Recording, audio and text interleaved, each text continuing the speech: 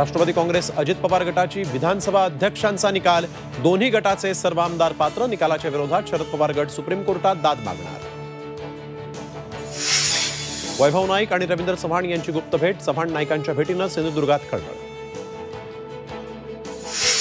राज्यसभेच्या निवडणुकीमध्ये नवा ट्विस्ट, पुण्यातल्या विश्वास जगतापांनी अपक्ष अर्ज दाखल केल्यामुळे निवडणूक अटळ, महायुतीच्या 5 उमेदवारांसह काँग्रेसच्या हंडोरेंचाही उमेदवारी अर्ज दाखल। सुनेत्रा पवारांनी दौंडमध्ये राहुल आणि कांचन कुल यांची घेतली भेट, बारामतीतून उमेदवारीची चर्चा असतानाच सुनेत्रा पवार कुल यांच्या घरी भेटीला।